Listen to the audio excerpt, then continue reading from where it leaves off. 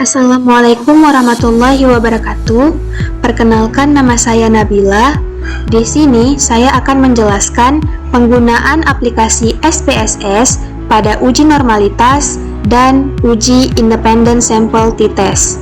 Yang pertama, saya akan menjelaskan uji normalitas terlebih dahulu. Jadi, tujuan uji normalitas adalah untuk melihat apakah sebuah data berdistribusi normal atau tidak. Nah, di sini ada contoh soal uji normalitas yang akan kita cari nilai residualnya. Di sini bisa kita lihat hasil tersebut sudah didata dalam tabel.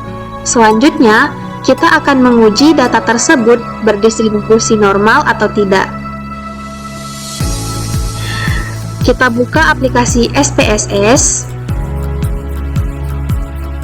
Lalu, klik variable view pada pojok kiri bawah. Selanjutnya pada kolom name atau kolom nama, di baris pertama kita tuliskan standar, dan pada baris kedua tuliskan baru. Jika sudah, pada kolom desimal ganti angka menjadi 0 karena kita ingin mencari normalitasnya. Selanjutnya pada kolom label, di kolom label kita bisa mengambil nama dari prosedur A dan prosedur B, yaitu prosedur standar dan prosedur baru. Kita salin untuk mempermudah.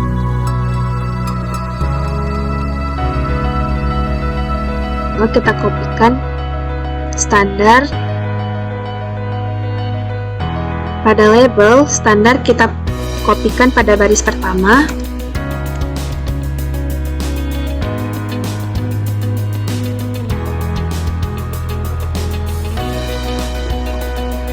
Selanjutnya prosedur B juga kita kopikan.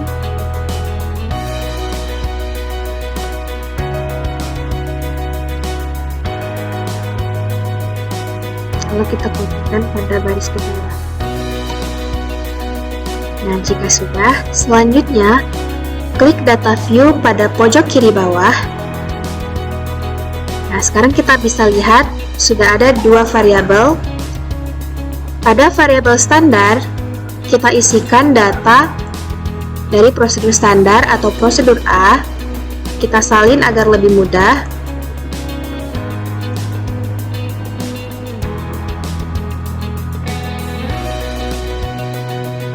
Begitu juga dengan prosedur baru, kita salin.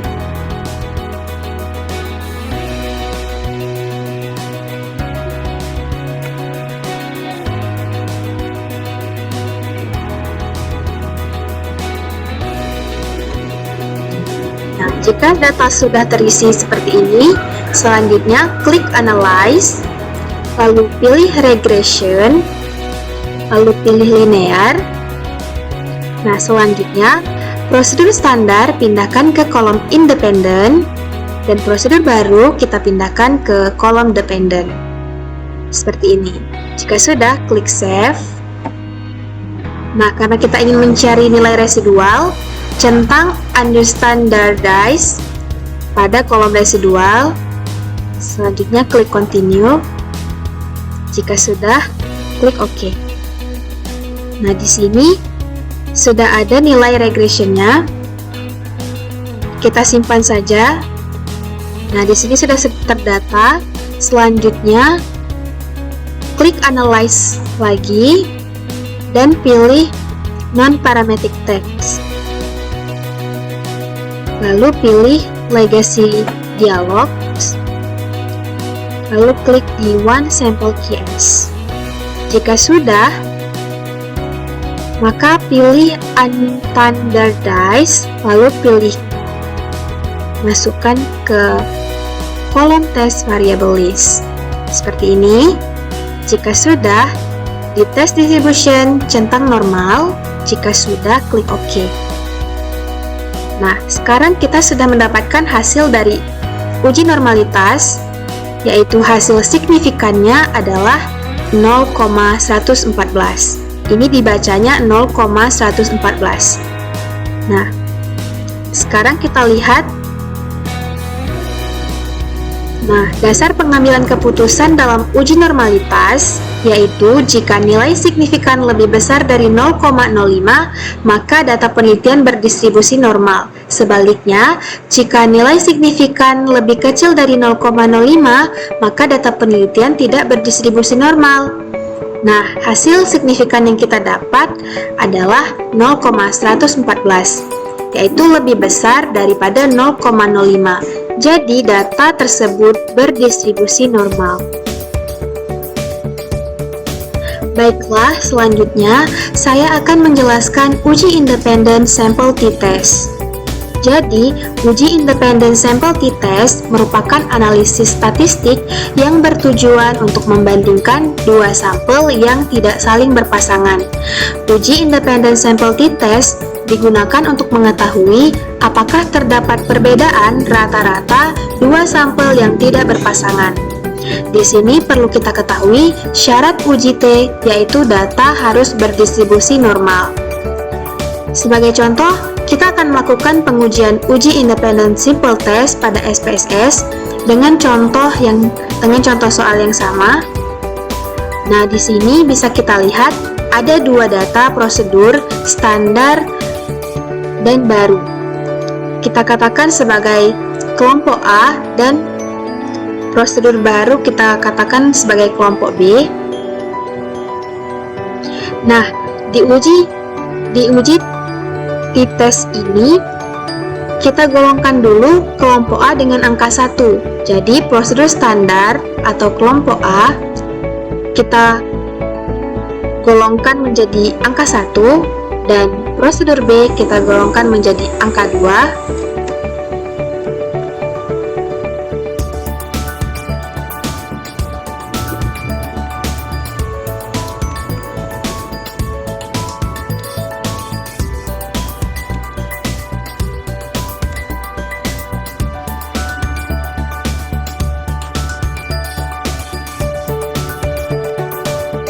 Jika sudah,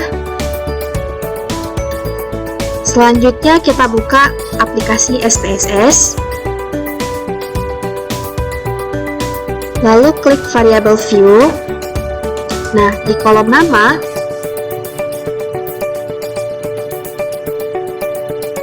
di baris pertama kita tulis hasil, dan di baris kedua kita tulis prosedur.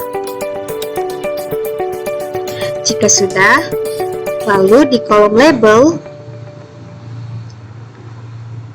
label, pada baris pertama kita tuliskan hasil training, dan pada baris kedua kita tuliskan prosedur juga. Jika sudah, nah selanjutnya pada kolom values, perhatikan baik-baik, pada baris kedua, klik dan sampai muncul blok dialog. Nah, jika sudah muncul blok dialog, nah di value kita ketik 1, lalu pada label tuliskan prosedur A. Lalu kita klik add, selanjutnya kita tulis lagi 2 pada value, dan pada label kita klik prosedur B.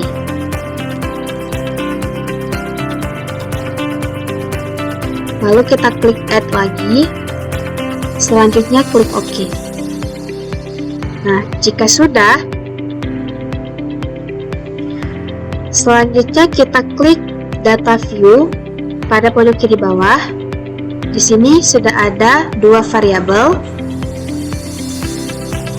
Selanjutnya, pada kolom hasil di sini kita harus isi dengan prosedur A, prosedur standar. Ini kita salin agar lebih mudah.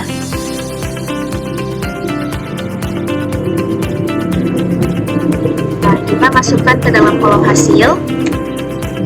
Nah, untuk prosedur B, kita salin di bawahnya. Jadi langsung di bawahnya sini, kita salin dulu prosedur B.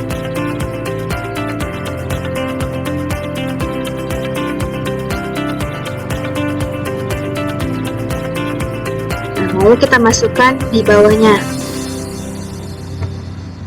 Nah, jika sudah, pada kolom prosedur, nah di situ kita masukkan golongan A dan golongan B sama seperti ini. Kita masukkan golongan A dulu, atau kelompok A. Masukkan pada kolom prosedur. Begitu juga dengan kelompok B.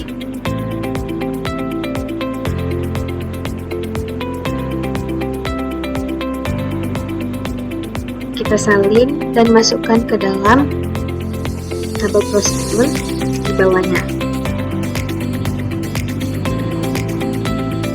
Nah, jika sudah, selanjutnya klik Analyze pada SPSS, lalu pilih Complements, lalu pilih lagi Independent Sample T-Test. Jika sudah, akan muncul blok dialog seperti ini. Nah, selanjutnya hasil training kita masukkan ke dalam kolom test variable, dan untuk prosedur kita masukkan ke dalam kolom grouping variable. Jika sudah, selanjutnya klik Define Groups. Nah, untuk define group, di grup 1 kita isikan 1, dan di grup 2 kita isikan 2. Lalu kita klik Continue. Jika sudah, klik OK. Nah, di sini sudah ada hasilnya. Ini untuk grup statistik. Ini adalah data yang kita isi tadi, di mana ada prosedur A, prosedur B, dan ini hasil mean-nya. Ini hasil deficient dan ada juga error mean. Nah, yang kita lihat adalah nilai signifikan dari independent sample test. Nah, sebelum kita lihat nilainya, di sini ada dasar pengambilan keputusan dari uji independent sample t-test, yaitu jika nilai signifikan two-tiled lebih kecil dari 0,05, maka terdapat perbedaan yang signifikan antara hasil training pada prosedur A dan prosedur B. Sebaliknya, jika nilai signifikan two-tiled lebih besar dari 0,05, maka tidak terdapat perbedaan yang signifikan antara hasil training pada prosedur A dan prosedur B. Nah, lalu kita lihat hasil signifikan dari data yang sudah kita lihat tadi, yang sudah kita uji. Di sini kita lihat pada signifikan two-tiled. Hasilnya adalah 0,67. Nah, bisa kita lihat 0,67 itu lebih besar daripada 0,05. Jadi, jawaban hasilnya adalah terdapat nilai perbedaan yang signifikan antara hasil training pada prosedur A dan prosedur B. Nah, jadi sudah kita dapatkan kedua hasil dari uji normalitas dan uji independent sample t-test. Jadi sampai di sini penjelasan saya tentang penggunaan SPSS dalam uji normalitas dan uji independent sample t-test. Jika ada kekurangan, saya mohon maaf. Wabillahi taufik wal hidayah. Wassalamualaikum warahmatullahi wabarakatuh.